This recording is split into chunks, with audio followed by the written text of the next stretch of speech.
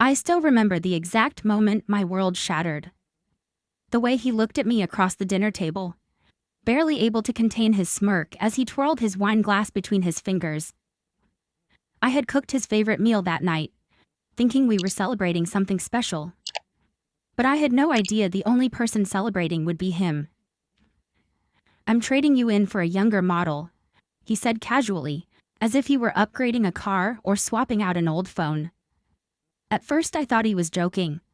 But then he leaned back in his chair, that smug expression still plastered on his face, and my stomach twisted into knots.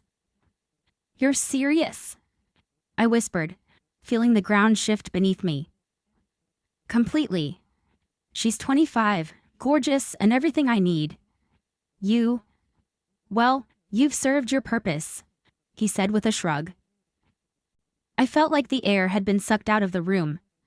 How do you process something like that? How do you sit there and watch the person you built a life with, the man you sacrificed for, look at you like you're an expired product on a shelf? But what made it worse, what made my blood turn to ice, was when he leaned in and said, "And just so you know, I already emptied our joint account.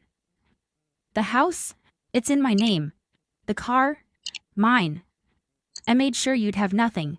Let's see how well you do without me." I wanted to scream. I wanted to throw that glass of wine right in his face.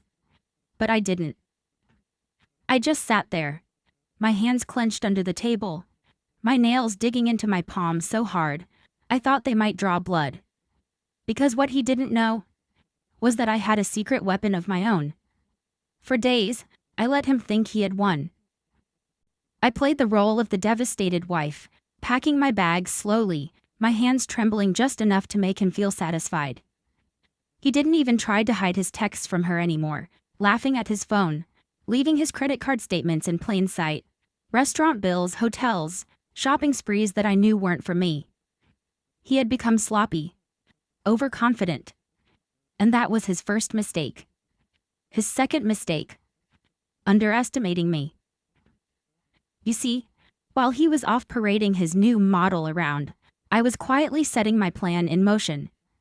It took a few calls, a few meetings with the right people, lawyers, financial advisors, a private investigator I had on speed dial within hours of his announcement. The best part? He had no idea. The day I walked out, he didn't even say goodbye. He barely looked up from his phone as I rolled my suitcase through the door. "Don't come crying back when you realize you can't survive without me," he muttered, not even bothering to glance my way. I didn't reply. I just stepped out, my heart pounding, but not with fear, with anticipation. Because what he didn't know was that he had already lost everything. I walked out of that house a broke woman, but I knew, without a doubt, I wouldn't stay that way for long. I stepped out of the house without looking back, but inside, I was smiling. Not because I was free, not yet, but because I knew something he didn't. My so-called husband thought he had outplayed me, stripping me of everything, leaving me with nothing but the clothes on my back. He thought I would crumble, that I would beg, that I would regret not fighting for him. He had no idea that the game had only just begun. For the first few weeks, I let him believe he had won. I let him think I was struggling, barely getting by. Meanwhile, I was working in silence, watching everything unfold exactly as I had planned. What he didn't know was that the house might have been in his name, but the land it sat on, that was a different story. I had bought it years ago, before we were even married, and I never added his name to it.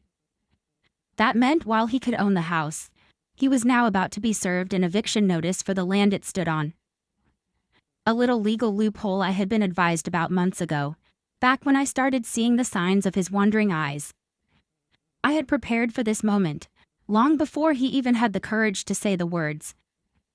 The first time I saw his face when he received the legal notice, I knew the fun was about to begin. He stormed into my apartment, the same one he assumed I could never afford. Slamming the papers on the table, his face red with fury. "What the hell is this?" he barked. I took my time sipping my coffee, my fingers scrolling lazily through my phone. "Looks like you're being evicted," I said, finally meeting his eyes. He looked ready to explode. "You can't do this. That's my house." I shrugged, feigning sympathy. "Your house, my land, and legally I can have that land cleared anytime I want. So, unless you plan on living in a tent, you might want to start packing." I could see the exact moment it hit him. The realization that he wasn't the mastermind he thought he was.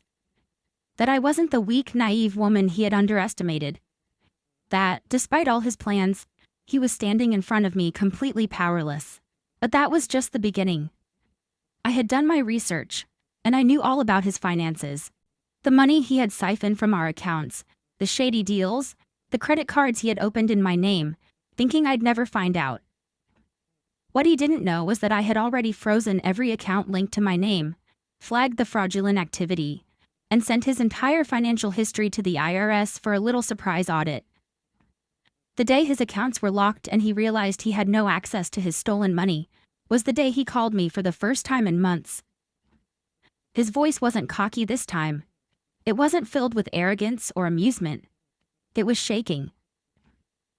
"Listen," he started, trying to keep his composure. "I think there's been a mistake. My accounts—" "Oh," I interrupted. "You mean my accounts? The ones you drained thinking I wouldn't notice?" He went silent. I smiled. "Yeah, about that. You might want to check your mail. I hear the IRS is very interested in talking to you." His curses echoed through the phone, but I had already hung up. By the time I saw him again, he wasn't the same man who had smirked at me over dinner. He wasn't the same man who had sneered when he told me he was trading me in for a younger model. He was a man who had lost everything: his house, his money, his new model, who had left the second she realized his credit cards didn't work anymore. He was broke, desperate, and standing in front of me like a man who had just realized he was never the predator. He had always been the prey. "I made a mistake," he muttered, looking at the floor like a scolded child. "I was an idiot. I didn't mean what I said. Stop." I cut him off, stepping forward. "Let me ask you something. When you told me I was replaceable, that you had found someone better, that you had taken everything and left me with nothing, did you mean it?" His mouth opened, but nothing came out. He had no words left, no excuses, no lies that could fix what he had done. I leaned in, lowering my voice so he would never forget what I said next. "Because I meant everything I did to you." And with that, I walked away. Because the truth was, I never needed revenge. Karma had already handled it for me.